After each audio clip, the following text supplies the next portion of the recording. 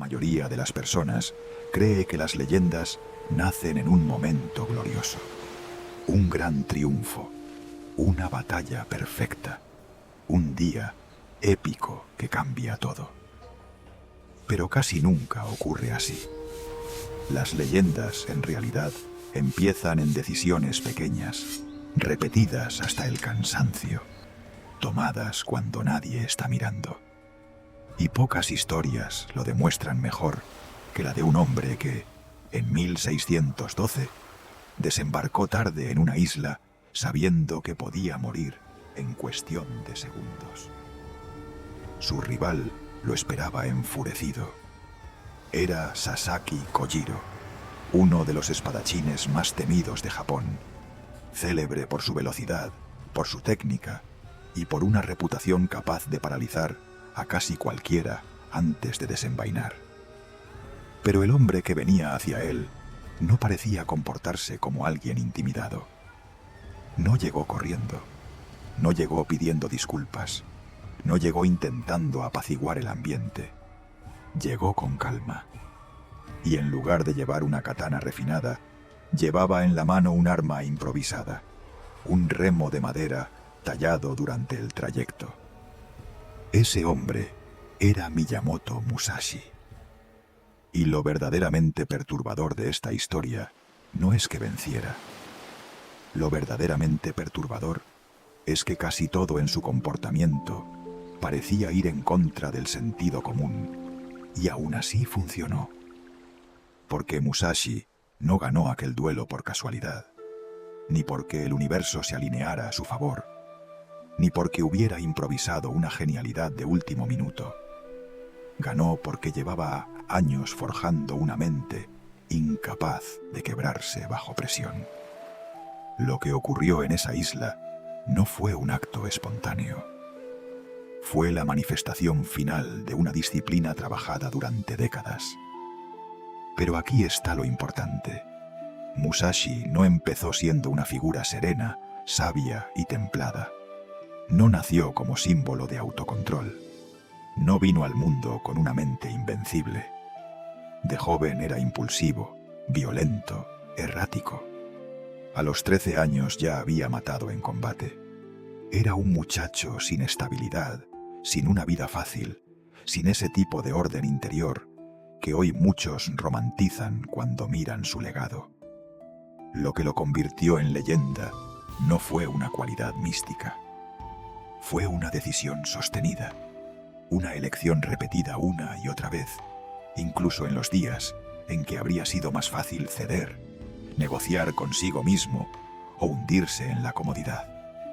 Y eso vuelve su historia mucho más incómoda para nosotros, porque si Musashi se hubiera vuelto quien fue por una ventaja genética inalcanzable, entonces podríamos usarlo solo como admiración pasiva.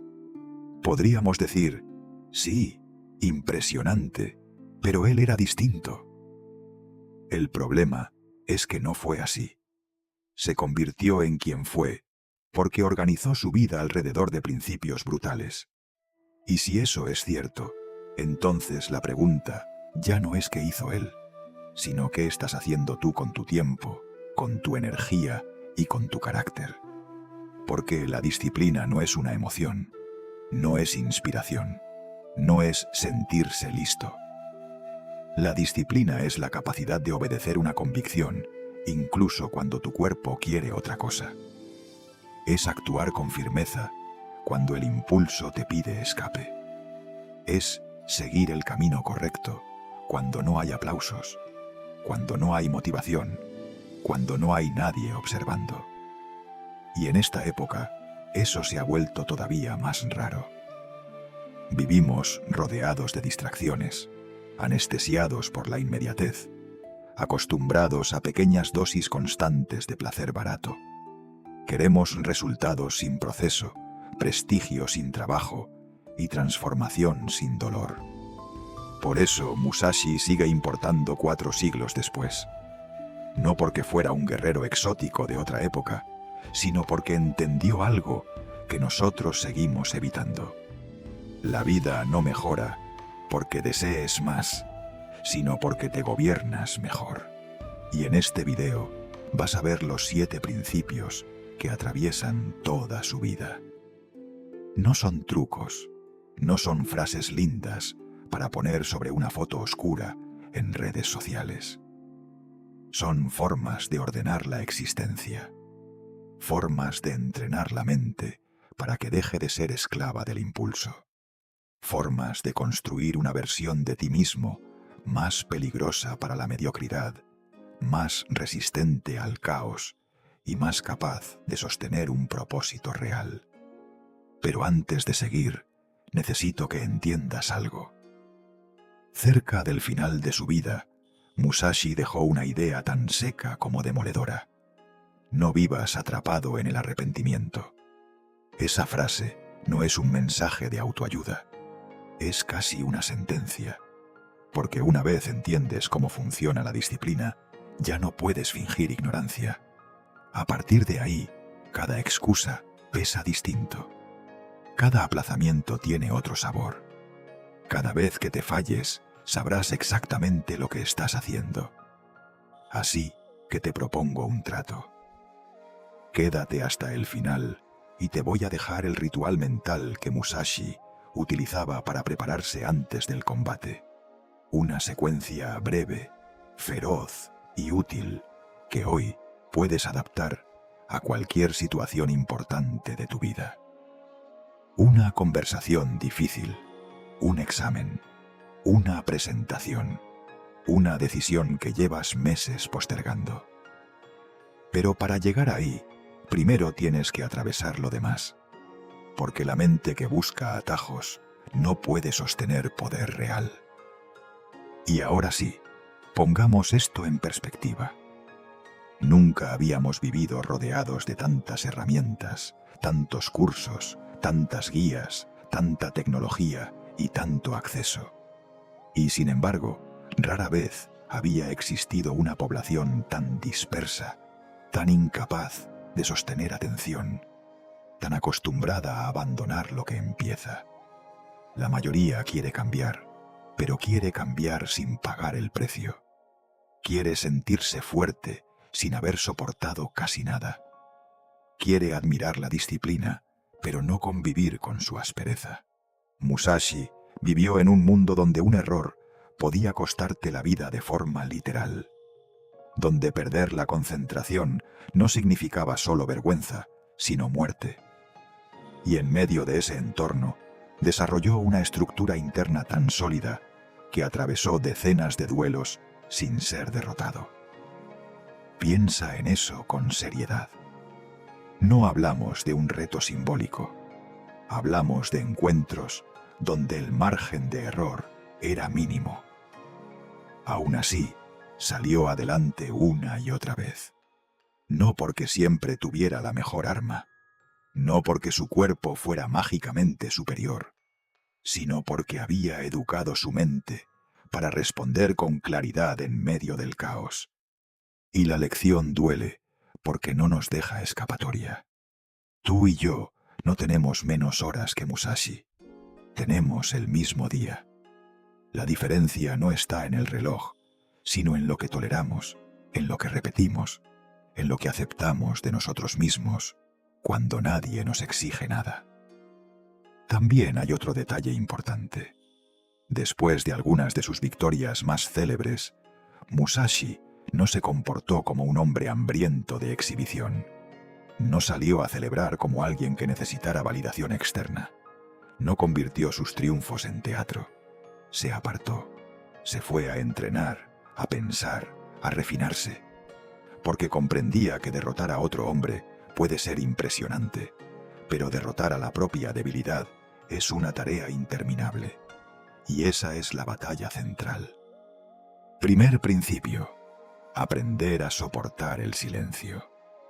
Musashi pasó largos periodos de su vida en aislamiento. Cuevas, montañas, trayectos solitarios, jornadas enteras lejos del ruido del mundo.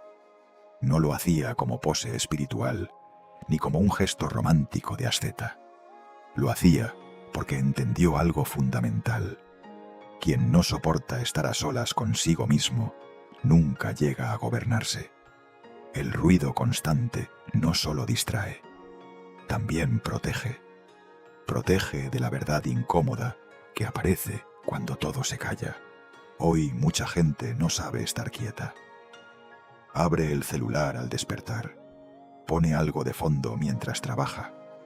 Cambia de una ventana a otra, de un estímulo a otro, de una conversación a otra. Cree que así se mantiene activa. Pero en realidad muchas veces solo está evitando el encuentro con su propia mente. Y eso tiene un costo brutal. Porque la claridad no nace en la saturación, sino en el espacio. No nace del exceso, sino del vacío. Musashi comprendió que el primer campo de batalla era interno. El enemigo no era únicamente el oponente de enfrente, sino la mente dispersa, ansiosa, ruidosa, incapaz de permanecer sobre una sola cosa el tiempo suficiente para dominarla. Por eso podía dedicar meses a perfeccionar un gesto, una técnica, un movimiento. No buscaba variedad para entretenerse, buscaba profundidad para transformarse.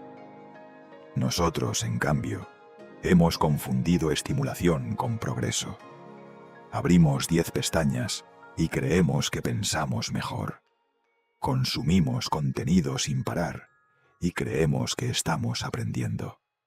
Saltamos de una meta a otra y creemos que estamos avanzando. Pero una mente que no puede quedarse quieta tampoco puede penetrar realmente en nada. Solo roza superficies. Y aquí entra algo que sigue siendo devastadoramente actual. Cada vez que interrumpes tu atención, pagas un precio. No solo pierdes tiempo, pierdes continuidad, pierdes profundidad, pierdes la posibilidad de entrar en ese estado donde una acción deja de ser torpe y empieza a volverse natural. Musashi no desarrolló su maestría llenando su cabeza de ruido.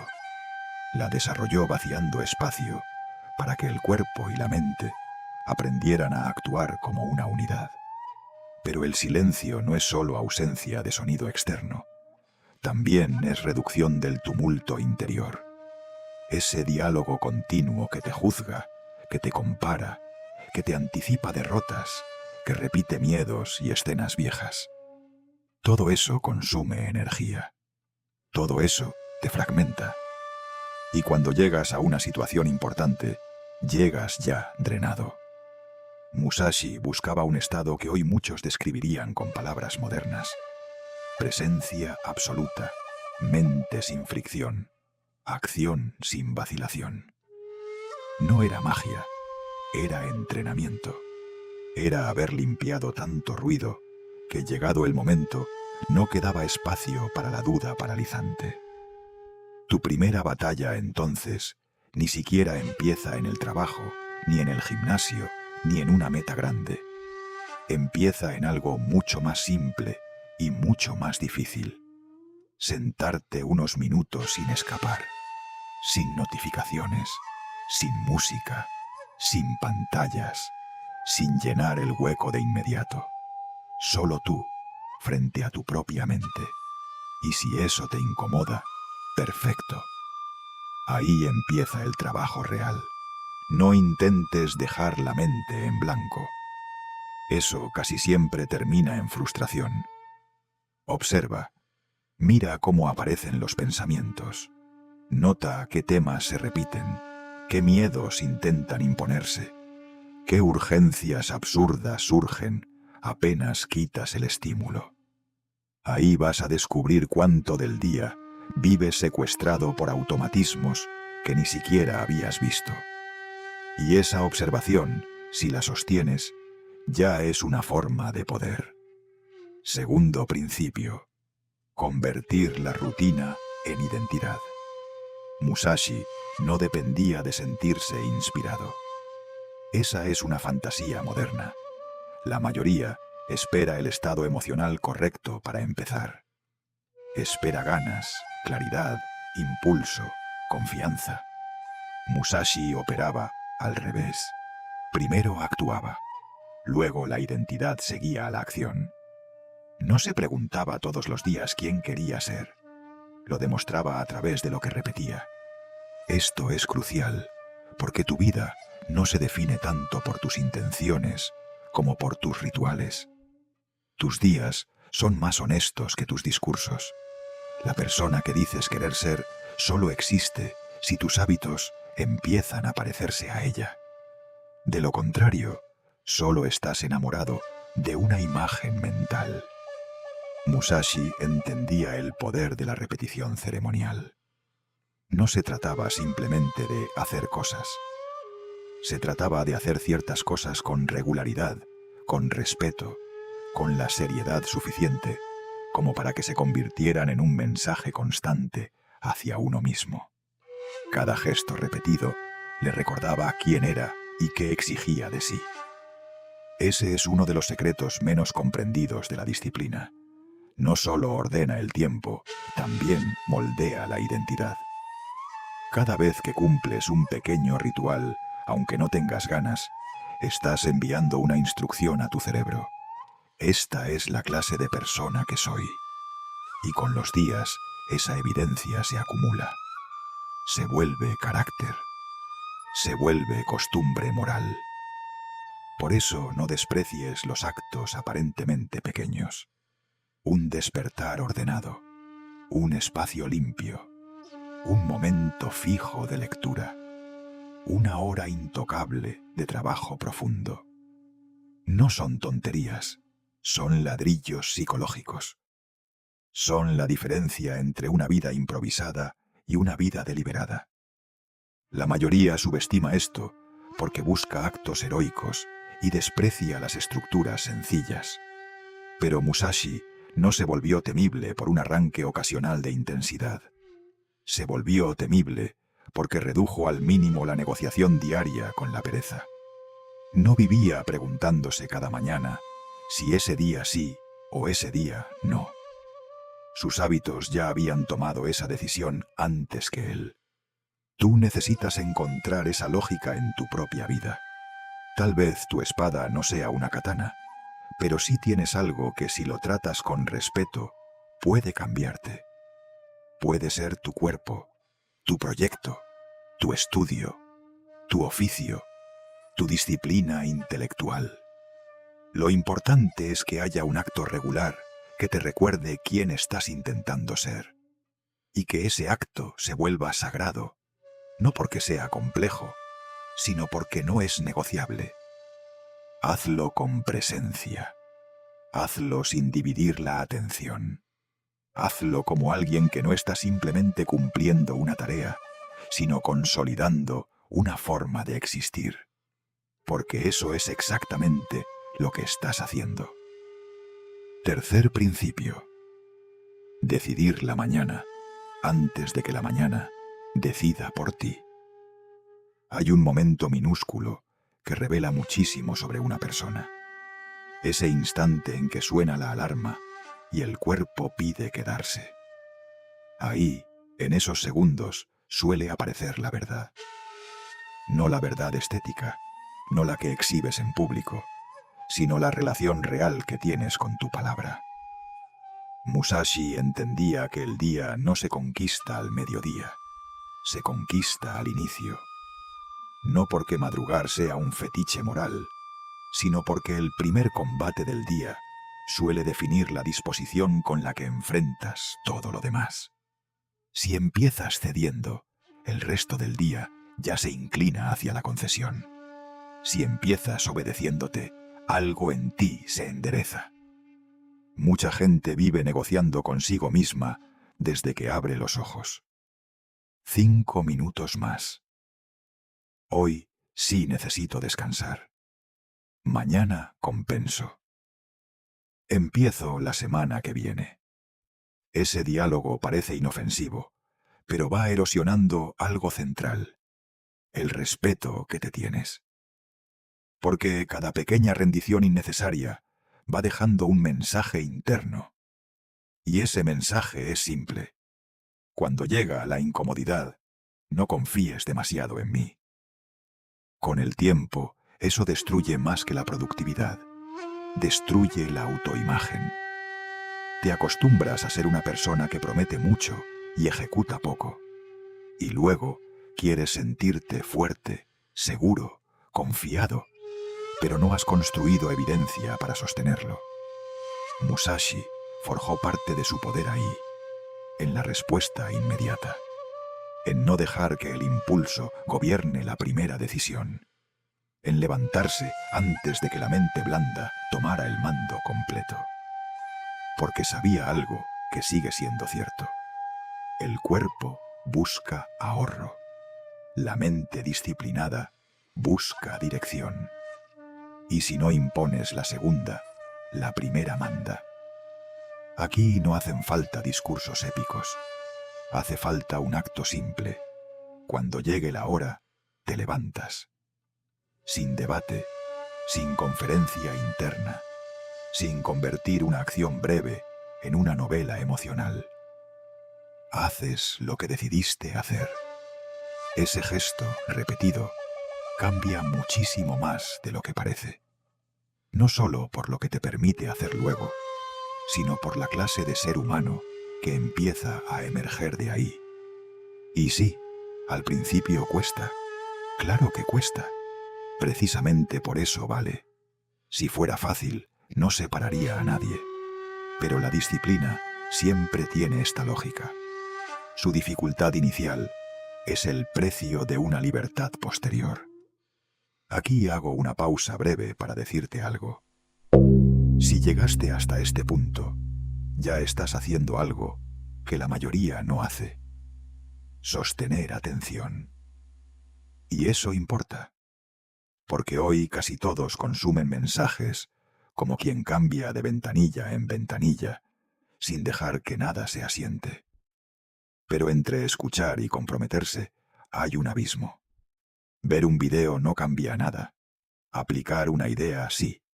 Así que si realmente vas a poner esto en práctica, deja una señal. Dale like al video y suscríbete. No como gesto vacío, sino como un compromiso visible contigo mismo. Este canal no es para mirar desde la barrera, es para gente que quiere templarse de verdad. Sigamos. Cuarto principio: cortar sin culpa lo que te debilita. En la parte final de su vida, Musashi se retiró a la cueva de Reigando y escribió una de sus obras más influyentes. Pero más revelador que lo que escribió es el modo en que vivió para poder escribirlo. No lo hizo rodeado de distracción, de compromisos sin sentido, de relaciones que lo arrastraran fuera de su centro. Para llegar a esa claridad, tuvo que eliminar. Y eliminar duele. Porque casi siempre implica renunciar no solo a cosas malas, sino también a muchas cosas simplemente innecesarias. Esto es algo que casi nadie quiere aceptar. No todo merece quedarse en tu vida. Ni toda amistad, ni todo plan, ni todo hábito, ni toda comodidad, ni toda oportunidad aparente. Hay cosas que no son demoníacas ni escandalosas. Simplemente no van en la dirección de tu propósito. Y eso ya basta para que debas revisarlas. Cada sí que das arrastra muchos no invisibles. Cada hora que regalas a una dinámica que te empequeñece es una hora que le quitas a tu cuerpo, a tu enfoque, a tu proyecto, a tu crecimiento. Pero como el costo no es inmediato ni espectacular, lo subestimamos. Y así se va la vida, no en grandes tragedias, sino en pequeñas fugas constantes. Musashi no era un hombre diseñado para agradar. No organizaba su tiempo para ser aceptado. No estructuraba su vida alrededor de las expectativas ajenas. Comprendía que hay momentos en los que crecer exige parecer distante, incomprendido o incluso incómodo para otros. No por arrogancia, sino porque una transformación real altera relaciones que estaban construidas sobre tu versión anterior. Y eso sigue pasando hoy. Cuando empiezas a cambiar de verdad, a muchas personas no les molesta tu mejora en sí. Les molesta que tu mejora desordene el equilibrio al que estaban acostumbradas. Tu disciplina les recuerda su dispersión. Tu foco les recuerda su fuga. Tu cambio los confronta sin necesidad de decir nada. Y por eso, muchas veces, el entorno reacciona intentando devolverte a lo conocido. No solo son personas, también son objetos, plataformas, agendas saturadas, compromisos heredados, proyectos abiertos que nunca se cierran, entretenimientos que ya no entretienen, pero siguen ocupando espacio mental. Todo eso consume energía. Todo eso pide atención. Todo eso te fragmenta. Musashi tenía una lógica implacable. Lo que no fortalecía su camino, perdía prioridad. Tú necesitas una versión moderna de esa regla. Algo como, si esto no me construye, no puede gobernar mi tiempo. Y eso exige renuncias concretas. No teorías, no intenciones vagas, renuncias reales. Haz una revisión honesta. ¿Qué conversación se volvió desgaste? ¿Qué costumbre te debilita? ¿Qué distracción ya dejó de ser descanso y se convirtió en fuga? ¿Qué compromiso aceptaste por no incomodar a nadie y ahora te está vaciando? La disciplina no consiste solo en añadir cosas buenas. También consiste en amputar lo que estorba. Y cuando empieces a hacerlo, no esperes sentirte cómodo de inmediato. Cortar también produce duelo, pero la incomodidad de eliminar es muchísimo más noble que la degradación lenta de seguir sosteniendo lo que te apaga. Quinto principio: usar el dolor como material de construcción. Musashi conoció la violencia desde muy joven. Su vida temprana no fue una secuencia protegida y armoniosa. Hubo dureza, pérdida, hostilidad. Y eso importa, porque mucha gente usa su herida como prueba de que no puede transformarse. Musashi hizo lo contrario. Convirtió la aspereza de la vida en material para templarse. Esto no significa romantizar el sufrimiento. No significa negar el daño, ni fingir que todo lo duro pasa por algo. Significa algo mucho más serio.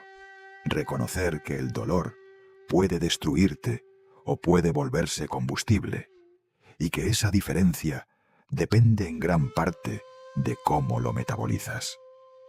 Casi todos cargan alguna herida: rechazo, humillación, abandono, fracaso, vergüenza, soledad. Pero no todos hacen lo mismo con eso.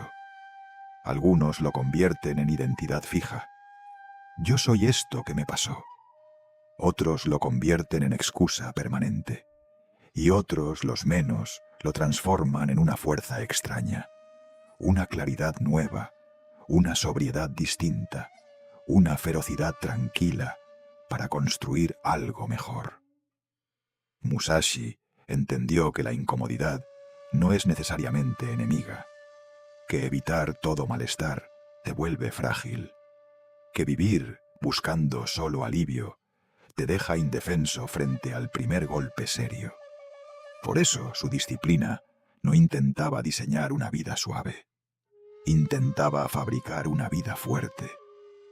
Nosotros solemos pensar el sacrificio como pérdida, pero casi siempre es inversión. Renunciar a un placer inmediato para proteger algo más alto no es empobrecerte, es elegir nivel. Lo que pasa es que la mente inmadura solo siente lo que deja ir, no lo que está construyendo a cambio.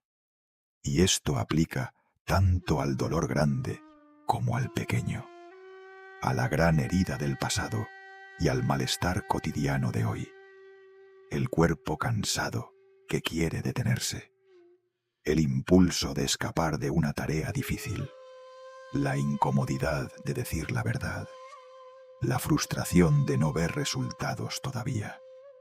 Todo eso puede leerse como señal de retirada o como campo de entrenamiento. Musashi no esperaba una vida sin fricción. Se adiestró para habitarla. Y eso marca una diferencia enorme. Porque cuando dejas de vivir obsesionado con evitar la incomodidad, empiezas a desarrollar una relación nueva con el esfuerzo. Ya no lo sientes como castigo, sino como vía de crecimiento. Ya no te preguntas cómo sufrir menos a toda costa, sino qué parte de ese esfuerzo te está volviendo más sólido. Piensa en aquello que más te pesa de tu historia, en eso que todavía usas, a veces, para justificar tu falta de avance. Ahora pregúntate algo más incómodo. ¿Qué fortalezas surgieron precisamente por haberlo atravesado?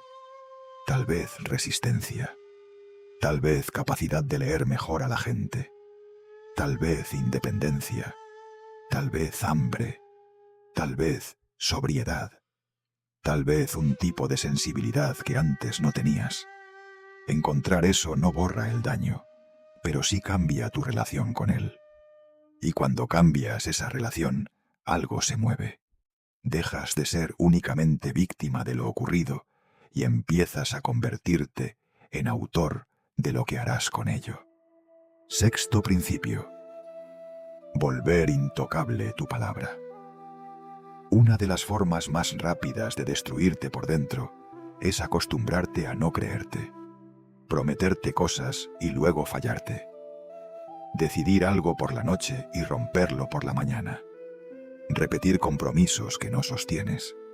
Con el tiempo eso produce una fractura silenciosa. Ya no confías del todo en ti mismo. Musashi comprendía que la palabra propia no es un detalle decorativo. Es estructura. Es identidad. Cuando un hombre deja de respetar lo que se dice a sí mismo, empieza a vaciarse. Porque puede engañar al resto, puede mantener apariencia, puede incluso hablar con seguridad, pero internamente sabe cuántas veces se ha traicionado. Y ahí está una verdad que vale oro. La autoestima no nace de decirte frases bonitas. Nace de acumular evidencia de que eres capaz de obedecerte. Tu confianza real no proviene de una narrativa inflada, sino del historial de promesas cumplidas que llevas dentro. Si ese historial es pobre, lo sientes. Si es fuerte, también. Por eso la disciplina no empieza necesariamente con grandes metas. Empieza con pactos pequeños que no rompes. Porque cada uno de esos pactos reconstruye algo. Te devuelve densidad. Le dice a tu mente, puedes contar conmigo. Mucha gente falla una vez y usa ese fallo como excusa para abandonar el resto. Ese es otro error de debilidad. Rompiste una promesa hoy. Bien. Arréglalo en la siguiente hora, en el siguiente bloque, en el siguiente día. No conviertas una grieta en demolición. La integridad no consiste en ser perfecto. Consiste en reparar rápido y no instalarte en la incongruencia. Musashi cultivó una coherencia feroz entre lo que decidía y lo que ejecutaba. Por eso podía sostener tanta presencia en combate, porque no llegaba fragmentado, no llegaba lleno de pequeñas traiciones cotidianas, llegaba unificado. Haz esto. Esta noche hazte una promesa mínima para mañana. No heroica, no grandilocuente, algo concreto y breve. Y luego cúmplela pase lo que pase. Puede parecer insignificante, pero no lo es. Estás rehabilitando la confianza interna. Estás volviendo a soldar una relación contigo mismo que quizá lleva mucho tiempo dañada. Séptimo principio. Forjar cuerpo y mente como una sola herramienta. Musashi no limitó su desarrollo al combate. También pintó, escribió, reflexionó, observó la naturaleza, trabajó la sensibilidad estética. Esto no era una rareza caprichosa. Era parte de su comprensión de la maestría. Sabía que un ser humano poderoso no puede estar partido en compartimentos. No puede ser intelectualmente agudo, pero físicamente decadente. No puede ser fuerte de cuerpo, pero torpe de pensamiento. No puede depender de una sola capacidad brillante y descuidar el resto de su sistema. Todo está conectado. Tu cuerpo influye en tu concentración, tu ánimo, tu claridad, tu voluntad y tu resistencia. Tu mente influye en tu postura frente al dolor, en tu capacidad de sostener esfuerzo, en la calidad de tus decisiones, en el modo en que atraviesas el fracaso. Separarlos es una ilusión. Lo que haces en uno repercute en el otro. Por eso es tan ingenuo querer grandes resultados con un sistema personal desordenado. Dormir mal, comer cualquier cosa, no entrenar, vivir sobreestimulado y aún así pretender consistencia mental es pedirle a una herramienta descuidada que corte con precisión. A veces funcionará un poco, pero tarde o temprano cobrará la factura. Musashi se entrenaba de manera integral porque entendía que la preparación no era solo técnica. Había que tener resistencia, velocidad, control, atención, equilibrio y temple. Un guerrero incompleto es una amenaza para sí mismo. Lo mismo pasa contigo. No basta con tener ideas. Necesitas energía para sostenerlas. No basta con tener ambición. Necesitas un sistema nervioso capaz de soportar el proceso. Y lo hermoso de esto es que la disciplina se transfiere. Lo que aprendes al terminar una serie más cuando querías soltar, lo llevas luego al trabajo. Lo que aprendes al sentarte a estudiar cuando no quieres, lo llevas luego a una conversación difícil. Lo que aprendes al cuidar tu sueño, lo llevas luego a la lucidez con la que enfrentas el día. Cada pequeña victoria fortalece una facultad general, la capacidad de dirigirte. Musashi también cultivaba actividades que expandían su mente de otro modo. No todo era dureza física. Había contemplación, escritura, arte, observación. Porque una mente poderosa no es una mente tensa todo el tiempo. Es una mente amplia, ordenada, aguda y flexible.